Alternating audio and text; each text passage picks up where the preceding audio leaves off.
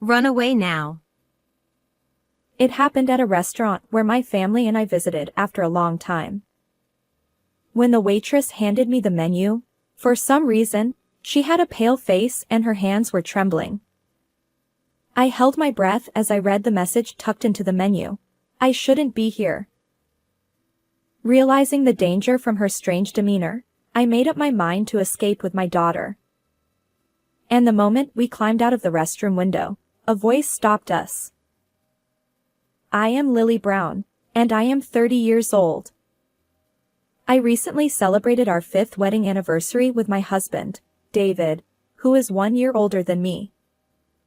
We met at a mixer, hit it off, and got married smoothly. I have no major complaints about him. While showering our 4-year-old daughter, Mia, with love, we led a content but ordinary life as a family of 3. At that time, I believed these peaceful days would last forever. However, everything changed when something happened, a turning point that would shatter our tranquility in an instant. It all began when my husband approached me and pleaded with a serious expression. I've been thinking about quitting my job and starting my own business. As I listened to the details, I learned that he had been secretly preparing to launch a company while working at a real estate agency. With approximate plans in place for funding and personnel, he was eager to open his own business. Honestly, I wasn't surprised by this revelation. You see, most men aspire to have their own company, had been David's mantra since our early dating days. So, from the moment we got married, I secretly resolved to support my husband when he eventually expressed his desire for independence. Besides, my steady job in the food industry post-marriage had allowed us to build up sufficient savings. There was no reason to refuse his proposal. Understood. I replied. It won't be easy, but I'll support you as much as I can. David's relief and joy were palpable. Really? Thank you. I'm so glad you're my wife, Lily. Seeing his genuine happiness, I couldn't help but smile. And so, we embarked on a new life, determined to make David's dream a reality. Little did we know that despite this grand beginning, storm clouds were gathering over our family life. You're pushing yourself too hard, you know? Sometimes you need to take a break. That's part of work too. His response was curt. You're annoying. This is a critical time, so leave me alone. Ignoring my words, he continued to pore over documents day and night. I couldn't help but furrow my brow at his behavior. It had been a month since he launched his company, and David was visibly stressed. The business wasn't going as smoothly as he'd hoped, and some of the employees who initially supported him had left. I never expected everything to go perfectly from the start. That's why I believed in taking things at his own pace, gradually growing the business without unnecessary pressure. Listen. I reassured him. It'll be okay. Eventually, things will work out, and when times get tough, I'll be there to support you. Okay? But then he accused me. You think you're better off because you earn more, don't you? Surprised, I replied. What? No, that's not it. He scoffed. Whatever. Just go away. You're getting in the way of my work. David remained tense, impervious to my concern. But when I saw Mia, our daughter, casting an anxious glance at her completely transformed father, my heart tightened with emotion. However, even after several months had passed, the situation not only failed to improve but worsened steadily. The business struggled to gain traction, and David's frustration grew more intense. Late one night, as he sat in his study, his anguished cry echoed through the house. Why isn't it working? Alarmed, I rushed to the door and found torn notebook pages scattered across the room. David had a habit of jotting down his thoughts in notebooks, but it seemed he'd lost his temper and destroyed them. It's such a waste of notes. Let me help you put them back together, I offered gently. His response was harsh. You're annoying. I don't need this crap anymore. Despite my attempts to soothe him, he stormed out of the house like a sulking child. His behavior had changed dramatically. I couldn't hide my unease. Sometimes he'd lash out, and other times he'd mutter to himself as he left the house. Clearly, his mental state was unstable. We'd been married for a considerable time, but I'd never seen David like this. Initially, I tried to persuade him to take a break, but lately, my goal was simply to avoid upsetting him. Although I'd resolved to support him, he'd become unmanageable. How can I bring back the old David? I wondered, recalling the happier days before he quit his job. I struggled to restore our lost normalcy. However, one day, an incident occurred that I could no longer ignore. It happened when I asked my husband to pick up a simple item on his way home from work. Thank you, but there's something about this curry sauce mix that neither Mia nor I can eat. His response was defensive. What? Are you blaming me for making a mistake? I went shopping, didn't I? I clarified. No, I truly appreciate you getting it. It's just that you bought a different brand than the one I asked for. His anger flared. You're annoying. How dare you challenge me like that, failing as a wife? Despite my gentle admonishment, he raised his right hand and slapped my cheek with considerable force. I stumbled backward, but he didn't even glance at me. Muttering something, he walked away. I stood there, unable to console our crying daughter, my cheek throbbing. I had suspected something was off with David, but I never imagined he'd raise his hand against me. I can't let Mia be in danger any longer, I thought. At the same time, I finally began to consider escaping from him. The expectations I once had for the kinder version of my husband had vanished, and I felt a sense of danger. However, a few days later, something happened. It was a day when my husband suggested, Let's go to a restaurant as a family. It's been a while. There's a place I frequent. His usual tense demeanor seemed to vanish. David took our daughter and me outside with an oddly calm expression. Initially, I wondered if something good had happened, but his sudden change left an eerie feeling, like the calm before a storm. Yet my daughter exclaimed, Daddy is taking us to a restaurant. She looked excited, and I felt guilty for causing anxiety at home. Despite my suspicions, I decided to go out.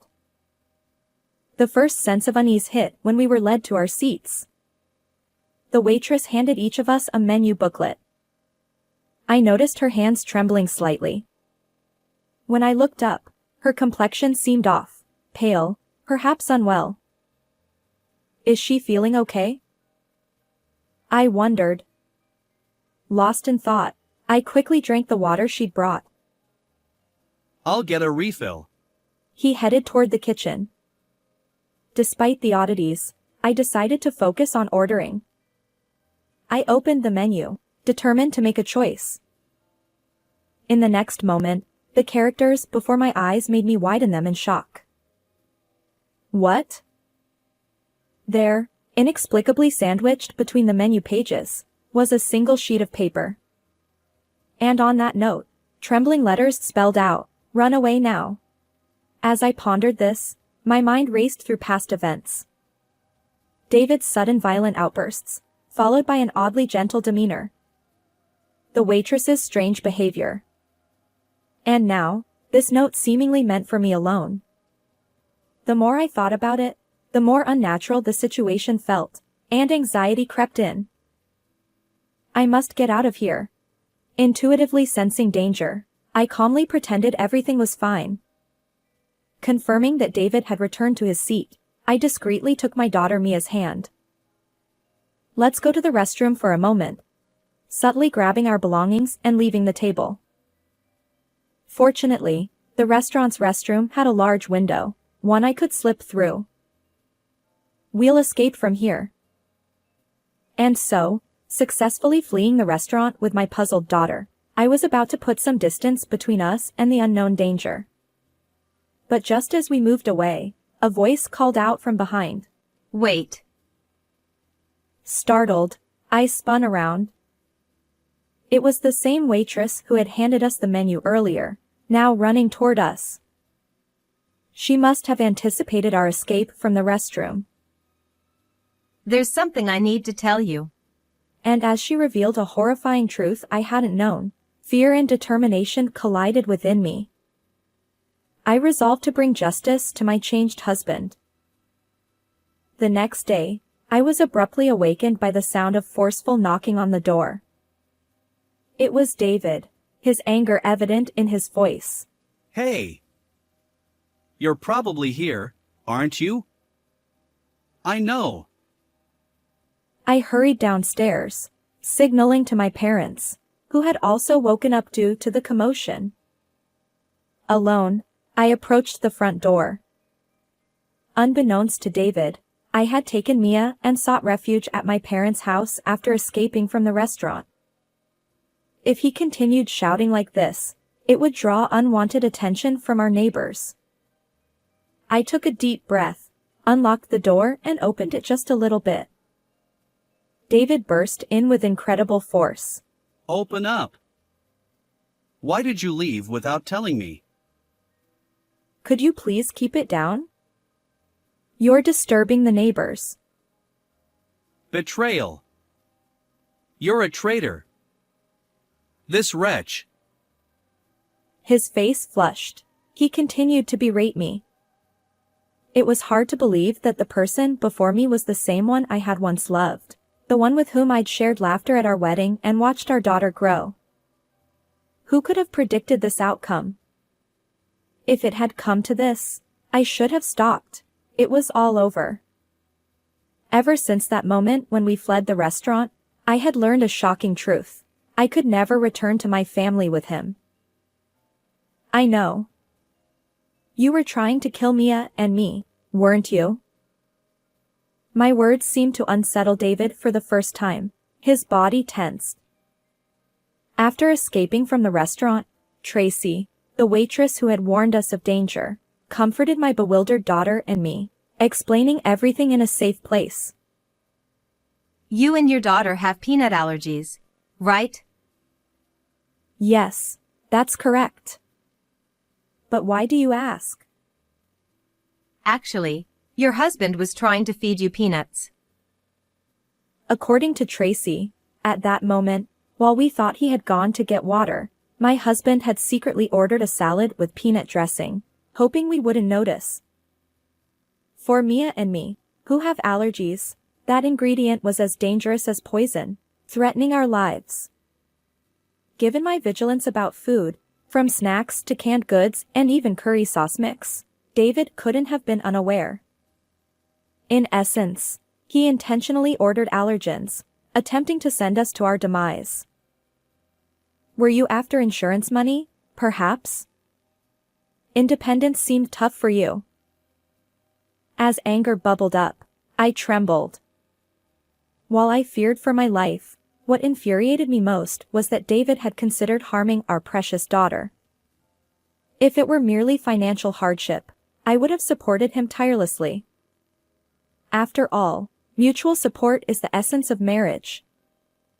But how could he entertain such a horrifying idea about our sweet child? I didn't do any of that. It's all your imagination. There's no evidence. His panicked voice echoed through the room as I stared at him down. Unfortunately, I have all the evidence I need. Remember the notebook you kept at home? David seemed lost for words, perhaps realizing he'd been caught. But why did Tracy, the waitress who warned us about the danger, know about our allergies and manage to thwart this incident? the answer lay in his habit of keeping a notebook. Tracy had accidentally glimpsed its contents while refilling water. In that notebook, she found details about our allergies and the entire plan to harm us. Though surprised, Tracy couldn't be sure if he was serious, so she couldn't report it to the police. Instead, she discreetly alerted the entire restaurant staff. When David brought us there, chaos erupted in the kitchen. Before we came here, I retrieved the notebook with the plan. Wait. Return it. Without that, I continued. It's already in police custody. Finally grasping the gravity of the situation, David turned pale and trembled. I found the incriminating notebook in the study. As a witness to the fact that he intentionally ordered a menu item containing peanuts, I took Tracy with me and rushed to the police station with evidence. The police promptly accepted our complaint as a case once they reviewed the surveillance footage from the restaurant, which clearly captured David's behavior. My parents reported it earlier, so the police will arrive soon, I revealed, my ears attuned to distant sirens.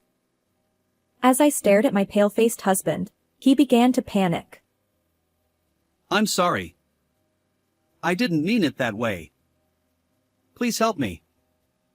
Tell the police it was a misunderstanding. He desperately pleaded with me, tears streaming down his face. That's impossible, isn't it? My husband stammered. The company is on the brink of collapse, and I need money. That's why I'm so sorry, forgive me. But as I coldly dismissed him, his apologies fell on deaf ears. No matter how happy our days had been, I couldn't forgive this man who had threatened my life and that of our precious daughter. Make amends properly. I pushed him away. David slumped, defeated, as if he'd given up on everything. After being taken to the police station, my husband was promptly arrested for his actions in this case. Naturally, the company he had started collapsed, and he won't be leaving prison anytime soon. Our marriage couldn't survive this ordeal, and we divorced. Through a lawyer, I am seeking $30,000 in compensation from my husband for both myself and our daughter. Having completely severed ties with him, my daughter and I have moved to a new town, where we now enjoy peaceful days. My focus is on showering my daughter with love, ensuring she never feels lonely. How did you find this story? If you enjoyed it, consider subscribing to our channel. Until next time.